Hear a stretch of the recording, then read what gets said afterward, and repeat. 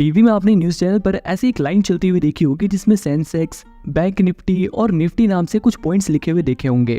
आप जिस भी ब्रोकर का इस्तेमाल करके इन्वेस्टमेंट करते हो उसके होम पेज पर ही सबसे ऊपर सेंसेक्स और निफ्टी 50 के पॉइंट्स लिखे होते हैं। तो आखिर ये सेंसेक्स और निफ्टी होता क्या है, इनके पॉइंट्स को देखकर क्या पता लगाया जाता है, और सबसे जरूरी बात कि किस तरह से हम सेंसेक्स और निफ्टी के पॉइंट्स को देखकर ऑप्शन ट्रेडिंग करते हुए या फिर इन्वेस्टमेंट करते हुए प्रॉफिट कमा सकते हैं।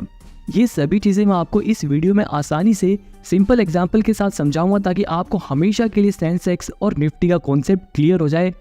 तो देखो, जैसे हम स्कूल में दो चीजों का डिफरेंस बिटवीन समझते हैं ना, उसी तरीके से मैं आपको ये समझाऊंगा और आपको आसानी से समझ भी आ जाएगा। तो एक तरफ हम रखते हैं सेंसेक्स को और एक तरफ रखते हैं हम निफ्टी को। तो अब देखो, इनके बारे में जानने से पहले आपको समझना होगा स्टॉक एक्सचेंज के बारे में। देखो, हमारे देश में ना दो स्टॉक एक्सचेंज है, एक है BSE यानी कि बॉम्बे स्टॉक एक्सचेंज और दूसरा है NSE जिसका नाम है नेशनल स्टॉक एक्सचेंज। अब ये BSE और NSE क्या है? अब मान लो मेरी एक चॉकलेट की कंपनी है और मैं अपनी इस कंपनी को और बड़ा करना चाहता हूँ। इसके लिए मेरे को चाहिए पैसे, और मैं पैसे पब्लिक से लेना चाहता हूँ यानी कि आम जनता से लेना चाहता हूँ। तो इसके लिए मैं लोगों के पास जाकर उनसे पैसा इकट्ठा नहीं करूंगा, मेरे को अपनी कंपनी BSE या फिर NSE के पास जाकर लीगल प्रोसीजर के साथ रजिस्टर करानी पड़ेगी। और जब मेरी कंपनी NSE या BSE किसी में भी रजिस्टर हो जाएगी तो मैं शेयर मार्केट के जरिए आम जनता से पैसे ले सकता हूँ। तो मतलब BSE और NSE में वो कंपनियां लिस्टेड होती हैं जो पब्लिक से पैसा लेती हैं। तो अब सवाल ये उठता है कि आखिर BSE और NSE में कितनी कंपनियां लिस्टेड है? तो मैं यहाँ पर आपको बता दूं कि BSE में लगभग 5300 से भी ज्यादा कंपनियां लिस्टेड हो चुकी हैं और इसी तरह से NSE में भी 2100 से ज्यादा कंपनियां लिस्टेड हैं। तो भैया, अब हमें स्टॉक एक्सचेंज के बारे में तो पता चल गया, लेकिन सेंसेक्स और निफ्टी क्या था? तो देखो, यहाँ पर आपको एक छोटा सा प्यारा सा एग्जाम्पल समझना होगा। मान लो एक कॉम्पिटिशन है जिसमें सभी स्कूल को पार्टिसिपेट करना है और मेरा भी एक स्कूल है जिसका नाम है पैसा पब्लिक स्कूल। अब देखो, उस कंपटीशन में पार्टिसिपेट करने के लिए मैं अपने स्कूल के सबसे टॉप के स्टूडेंट्स को भेजूंगा।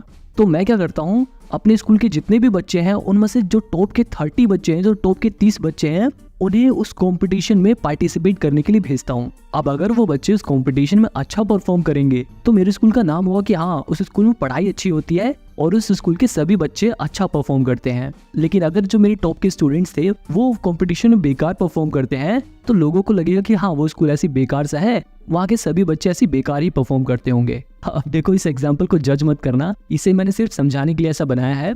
अब इसी एग्जाम्पल के जरिए हम सेंसेक्स को समझेंगे और आपको बड़ी आसानी से समझ भी आ जाएगा। स्कूल की जगह यहाँ पर BSE आ जाएगा और स्टूडेंट्स की जगह यहाँ पर वो कंपनी आ जाएंगी जो BSE में लिस्टेड है।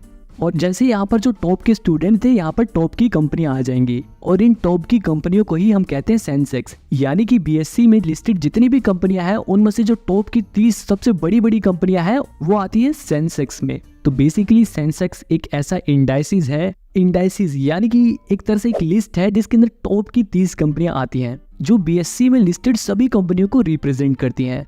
जैसे यहाँ पे स्कूल के टॉप 30 बच्चे पूरे स्कूल के बच्चों को रिप्रेजेंट कर रहे थे ना, ऐसे ही यहाँ की जो टॉप की 30 कंपनियां हैं वो BSE में जितनी भी कंपनियां हैं उन सभी को रिप्रेजेंट करेंगे। अगर ये 30 कंपनियां अच्छा परफॉर्म करेंगी तो मतलब ये अंदाजा लगा लेंगे कि हाँ, ये सभी कंपनियां अच्छा परफॉर्म कर रही हैं। अगर ये 30 कंपनियां आज के दिन बेकार परफॉर्म कर रही है तो हम ये अंदाजा लगा लेंगे कि BSE में लिस्टेड सभी कंपनियां बेकार परफॉर्म कर रही हैं। और यहाँ पर एक और बात ध्यान दो, जब ये अच्छा परफॉर्म करती है ना तो हम कहते हैं कि मार्केट बुलिश है, और जब ये बेकार परफॉर्म करते हैं यानी कि इनके शेयर प्राइस गिर रहे होते हैं तो हम कहते हैं कि मार्केट बियरिश है। इसी तरह से बिल्कुल निफ्टी भी है। निफ्टी में क्या होता है, BSE की जगह NSE यानी कि नेशनल स्टॉक एक्सचेंज में जो कंपनियां लिस्टेड हैं वो रिप्रेजेंट होती हैं। और इसमें कितनी कंपनियों को रिप्रेजेंट किया जाता है? इसमें जितनी भी कंपनियां लिस्टेड होती हैं उनमें से जो टॉप की 50 बड़ी बड़ी कंपनियां होती हैं उन्हें रिप्रेजेंट करती हैं। और ये जो टॉप की 50 कंपनियों के जो इंडाइसिस होता है, इनकी जो एक लिस्ट होती है उसे निफ्टी 50 कहा जाता है। अब धीरे धीरे जैसे हम आगे बढ़ते जाएंगे आपको ये सभी चीजें और भी समझ आती जाएंगी।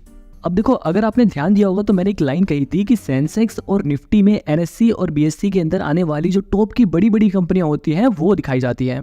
लेकिन अब ये कैसे पता लगाया जाता है कि कौन सी कंपनी बड़ी है? तो देखो, यही चीज का पता लगाने के लिए फ्री फ्लोट मार्केट कैपिटलाइजेशन का यूज किया जाता है। अब ये क्या होता है? अब देखो, यहाँ पर इस लाइन को समझो, इसमें लिखा हुआ है कि ऐसे कैपिटल जो मार्केट में फ्रीली फ्लोट हो सके, यानी कि जिसे मार्केट में आसानी से खरीदा बेचा जा सके। अब देखो, मार्केट में जो कैपिटल होती है वो किन किन लोगों की होती है? कैपिटल यानी कि जो पैसा लगा हुआ है उसमें, या तो उसमें मालिक का पैसा लगा होता है या हम जैसे आम इन्वेस्टर यानी कि रिटेल इन्वेस्टर्स का पैसा लगा होता है। अब देखो, ये मार्केट कैपिटल आपने देखा होगा, आप कोई सा भी ऐप यूज करते हो, ग्रो में आपने यहाँ पर देखा होगा, धन में आपने यहाँ पे देखा होगा, एंजल वन में आपने यहाँ पे देखा होगा, लिखा होता है मार्केट कैपिटल। तो देखो ये मार्केट कैपिटल कैसे निकलता है, कंपनी के पास जितने भी शेयर्स होते हैं उनकी आज के समय में जो वैल्यू है उससे मल्टीप्लाई कर देंगे तो कंपनी का मार्केट कैपिटल निकल जाएगा। लेकिन ये फ्री फ्लोट मार्केट कैपिटल कैसे पता लगाई जाती है, इस टोटल मार्केट कैपिटल में से अगर हम प्रमोटर यानी कि मालिक के पास जो कैपिटल है उसको माइनस करते हैं। प्रमोटर मतलब वो लोग जिन्होंने कंपनी को खोला है, जिन्होंने कंपनी को बनाया है, या फिर गवर्नमेंट की होल्डिंग। गवर्नमेंट की होल्डिंग क्यों, अगर मान लो एक सरकारी कंपनी है तो उसका मालिक तो सरकार होगी, तो उसके शेयर्स हमें माइनस करने पड़ेंगे। तो बेसिकली कहने का मतलब ये है कि जितनी भी मार्केट कैपिटल है उसमें से मालिक के पास जितनी कैपिटल है उसको माइनस कर दिया जाए, उसके बाद जो कैपिटल बचती है उसे बोला जाता है फ्री फ्लोट मार्केट कैपिटल।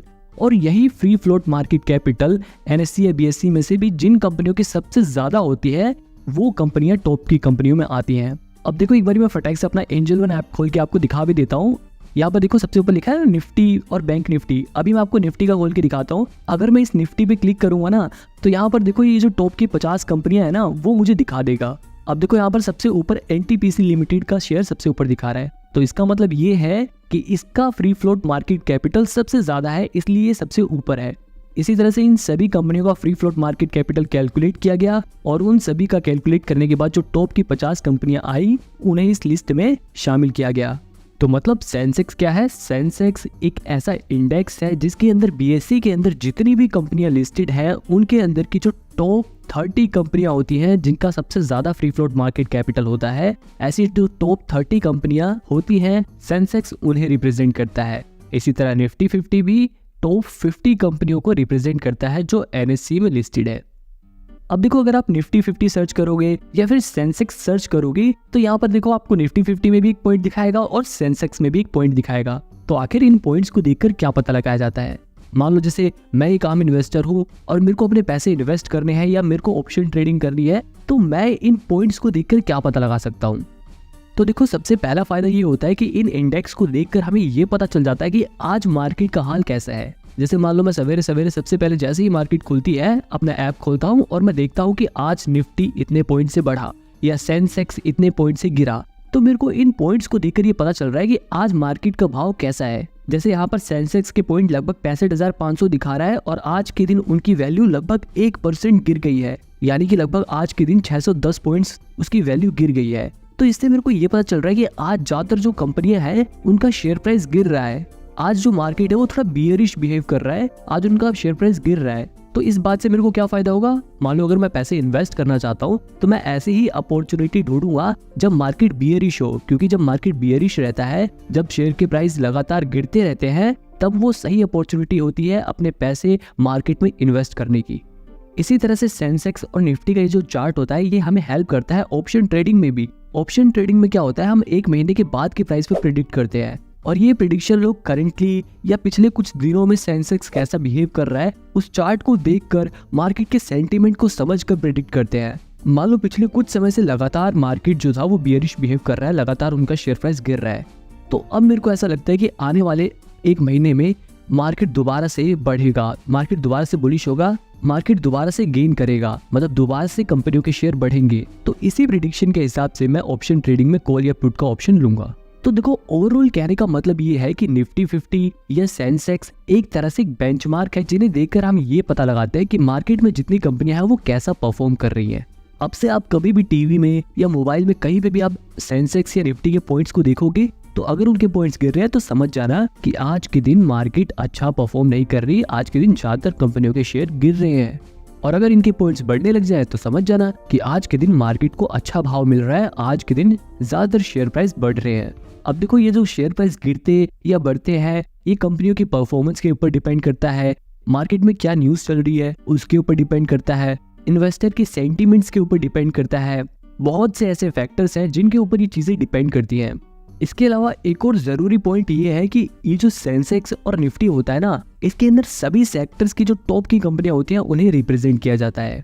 और एक और जरूरी बात ये भी है कि जिस तरह से सेंसेक्स और निफ्टी होता है इसी तरह से और भी इंडाइसेस होते हैं, जैसे ऑटो हो गया, पावर हो गया, बैंक हो गया, मिड कैप, स्मॉल कैप, ऐसे बहुत सारे इंडाइसेस होते हैं। जैसे ये लिखा है ना निफ्टी स्मॉल कैप, ये एक दूसरा इंडाइसेस है जिसके अंदर टॉप की जो स्मॉल कैप कंपनियां आती हैं वो दिखाता है। ऐसे होता है निफ्टी 100 जिसके अंदर टॉप की जो 100 कंपनियां होती हैं उन्हें दिखाया जाता है। ऐसे होता है Nifty mid cap Nifty bank जिसके अंदर टॉप के जो बैंक होते हैं उन्हें दिखाया जाता है। तो इस तरह से बहुत सारे इंडाइसेस होते हैं जो अलग अलग सेक्टर को भी रिप्रेजेंट करते हैं। जैसे मेरे को ये जानना है कि बैंक कैसा परफॉर्म कर रहे हैं, तो मेरे को सभी बैंक को चेक करने की जरूरत नहीं है। मैं क्या करूंगा, मैं सीधे बैंक निफ्टी के इंडाइसेस को देखूंगा। जैसे यहाँ पे बैंक निफ्टी दिखा रहे हैं ना कि आज के दिन उसका पॉइंट लगभग 0.64% बढ़ा है, यानी कि लगभग 283 पॉइंट आज के दिन उसकी वैल्यू बढ़ी है।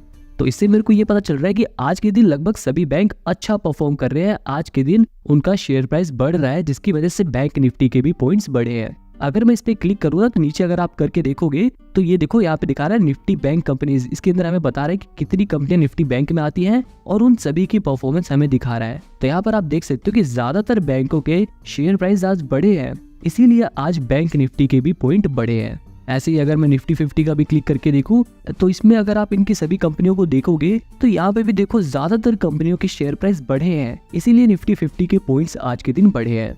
अगर आपको सेंसेक्स और निफ्टी का कॉन्सेप्ट समझ आया हो तो वीडियो को लाइक करने के बाद चैनल को प्लीज सब्सक्राइब कर लेना, ताकि आपको शेयर मार्केट के कॉन्सेप्ट आसानी से क्लियर हो सके।